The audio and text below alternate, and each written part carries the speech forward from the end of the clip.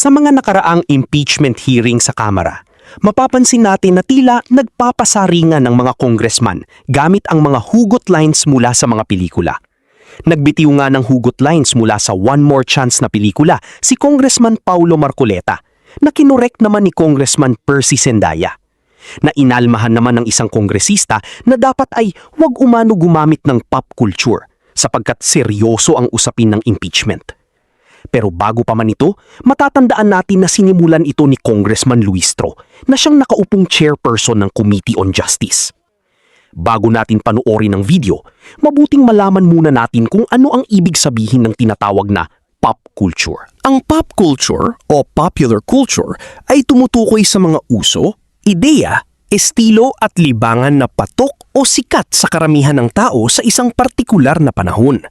Sa madaling salita, ito yung mga bagay na trending o viral, madalas makita sa social media, TV, pelikula at music, madaling ma-relate ng maraming tao. Halimbawa ng pop culture, mga viral memes sa TikTok, mga sikat na artista tulad ni Taylor Swift, mga blockbuster movies, trending fashion styles o slang words. Ang pop culture ay nagbabago-bago depende sa kung ano ang uso sa panahon. Madalas din itong naiimpluwensyahan ng media, celebrities at internet trends. Narito ang ilang videos mula sa hearing. Gaya ng sabi ng mga kabataan, hawak natin ang beat. Hawak natin ang beat. And we continue to hear because I could see members still raising their hand. Madam Chair. Can we call Honorable Marcoleta first? Honorable Marcoleta is a non-member of Justice Committee, but of course, we recognize her opportunity to manifest her position as well. Chair, Sa Madam committee na Chair. ito. Madam Chair. Is that a point of order?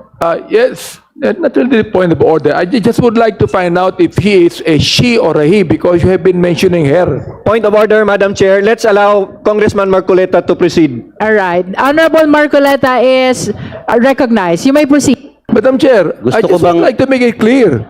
He is he. I point of stand order is not corrected. in order, Madam Chair, because I just want to make, because you said twice her. All right. So I I'm would like to addressing find out him. if she is a she or a he. Madam Is Chair, he? make a ruling and allow Congressman Marcoleta to proceed. As a response to proceed, the Honorable to- Abante, we are addressing now Honorable Marcoleta as he, him, his, and the chair therefore stands corrected. You may proceed, Honorable Marcoleta. Madam Chair. Thank you for that, Bishop Benny Abante. Ewan ko kung is that germane to this hearing. Anyway, magandang araw po, ginang Madam Chair at sa mga kapita-pitagang miyembro ng committee na ito. Marahil ay inaasahan nyo na ako po ay magbibigay ng manifestasyon para tutulan ang pagbubukas ng box na yan mula sa BIR. Ang katunayan po, ako po ay hindi tututol. You may go ahead and open it all you want. Sabi nga ni Madam Chair, hawak niya ang beat. Sino ba naman ako para pigilan ito? Sabi nga ng kanta, huwag mong bibitawan. Huwag niyo nang bitawan yung box. So I dare the committee to open the box, but with a caveat. Siguraduhin niyo po na hindi kayo nakalalabag sa batas. At sinabi rin po ni Popoy sa pelikula, I deserve an explanation. I deserve an acceptable reason. Siguraduhin niyo po na kung bubuksan niyo yan, meron po kayong acceptable reason na naayon sa batas. At ako po ay kaisa niyo rin sa komite na ito sa paghahanap ng katotohanan. Pero sa ating paghahanap at pagsasiliksik ng katotohanan, siguraduhin po natin na tayo po ay hindi nakalalabag sa ating mga batas. Pasensya na po kayo. Alam ko pong hinihintay ng taong bayan yung desisyon sa pagbubukas ng kahon. Pero may nabanggit po kasi kanina na popo at basya na line po si Representative Marcoleta. In-attribute po niya yung explanation, deserve an explanation kay Popoy. Hindi po siya kay Popoy. Linawin ko lang po. Ito po ay kay Papa P, kay Piolo Pascual sa pelikulang Starting Over Again.